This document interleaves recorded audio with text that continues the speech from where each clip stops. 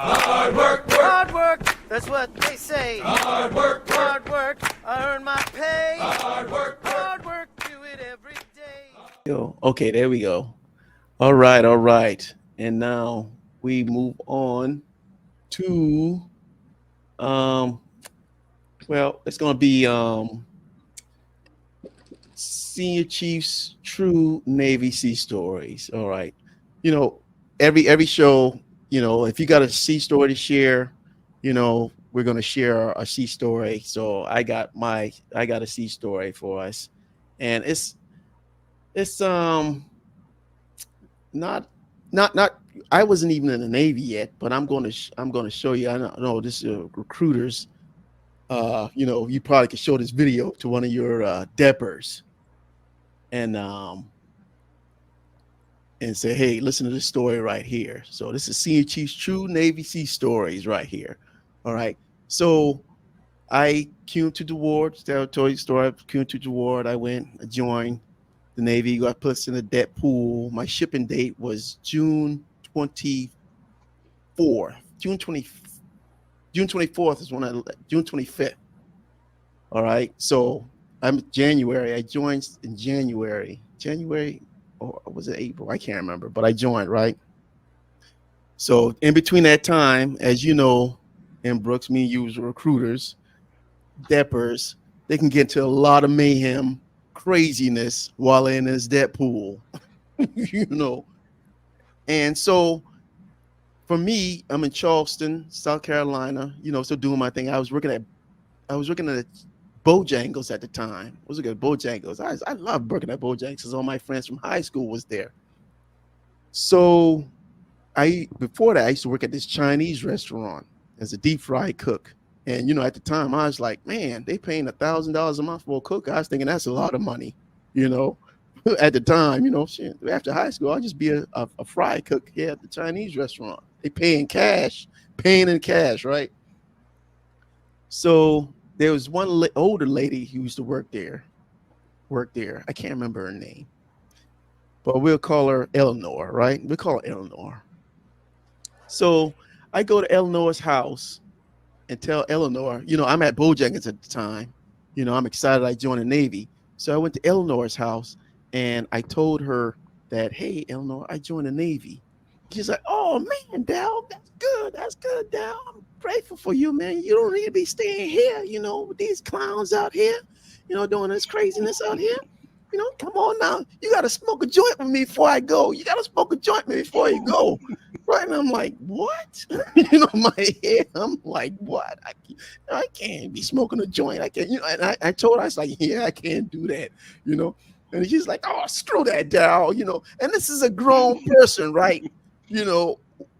Somebody's coming to your house and telling you that, hey, I'm going to better myself by joining the military and getting out of here. And then she offers me to smoke. She offers to smoke a joint with me. You don't want to lose the employee. Your last hurrah. Right. So I smoke a joint. So, I'm like, I'm young at the time, young, dumb, stupid, right? So, I go into the house, she goes behind this picture, I guess where her boyfriend punched a hole in the wall and pulled out a bag, right? And so she got this joint all lit up, all rolled up and everything. Gave it to me, passed it to me. She's yakking, talking about something. And she ain't even looking at me. She's just talking, talking a bunch of nonsense. And I'm like, damn, is she already high? And so I take she wasn't looking. So I took the joint, I smoked it, right? But I ain't inhale. I just had it in my mouth. I just had it in my mouth. And when she wasn't, I passed the joint back to her. And then I blew it out.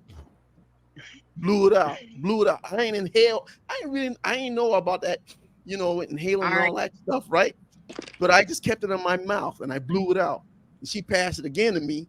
I mean, she's just yapping away, talking about nonsense, right? And so I took it. She wasn't even paying attention to me. I smoke it, hand it back to her. And then, when she turned her head again, I blow it out, right? I blow it out. In the back of my mind, I said, damn, these motherfuckers go pop me on this damn drug test. They could pop me on this damn test, man. I was like, God damn. You know, in my head, I knew it was wrong. And I was saying, God damn, this freaking lady.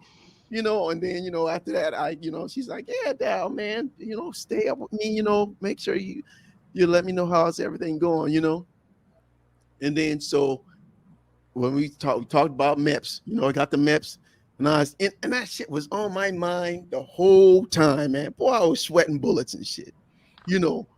Me doing this stupid thing, smoking this weed and stuff like that. And in my mind, I already knew it stays in your system. I can't remember how, but I already knew, it stays in your system for a certain amount of time. And then, they gave me the drug test at MEPS. I'm like, God damn, boy, I'm fucking out of here. I'm out of here. And then I never came of it. I passed. So what I'm trying to say for you young guys, that's joining, not if you're joining the military, any branch, or if you're doing anything and you're going to get drug tested. Now, this lady I work with at the Chinese restaurant, was she that important that I had to smoke this weed? And I would probably never see this lady again. That's probably the last, I smoked this weed with this lady, and I could have gotten popped at MEPS. And there would have been no senior chief Starks. There would have been no E1 to senior chief Starks. My story would have probably been over by then, depending on, how the recruiting office would have handled it, But I probably would have had to gotten waiver or whatever, but they could have been like, nah, we don't want to accept this guy. And that would have been the end of my, career. The start of my career wouldn't have never even started doing something stupid with somebody that I never see again, ever again. Never saw her again. Never. I remember I went over when I came back. I went over in that area because somebody else was living over there, but she was gone. I don't know where she went, but she wasn't even there. But I'm stressing you to your depots out there, to your anyone out there that's thinking that, hey, this person. I mean, like I said, I never see her again. Never saw her again, and this could have been end of me. So always keeping it back in your mind, is this really that important to do? That's going to ruin my future? Smoking this one weed, this one joint that I smoked. Thank God I didn't inhale and get in my system. And when I got the MEPS, it didn't pop on me, because that would have been the end of me. But always keeping your back in your mind, this person that's offering you this outside bad stuff and how it's going to affect your future, because it could do a 90-degree turn somewhere else, 360-degree turn. And I could have been out the Navy. So that was my sea story. It was the beginning of my career when I joined the Navy, and I did something stupid because I was young. I wasn't thinking, but in the back of my mind, I knew it was wrong. Hume to the ward told me, hey, man, you can't be using drugs out there. I told him I smoked drugs one time with my cousin, and then he punched me in the stomach and took my joint from me, But because I thought it sucked. I thought it tasted disgusting. I didn't like it. But yeah, that's just my sea story. That's my first sea story about how, my career could have ended before it even started. Yeah, y'all got any thoughts on it? Say no to drugs. Say no to drugs. I think you said that this bad thing, I think marijuana has helped a lot of veterans, but in the context of this story, it could have been a very bad career ending move for sure. And I think the bigger lesson was to learn to stick to your boundaries. Like, no, thank you. Like, these are my boundaries. But wow, what a beautiful way. That was the best case scenario. I can't imagine the fear you must have had, even at that moment of truth in MEPS. Because oh my gosh.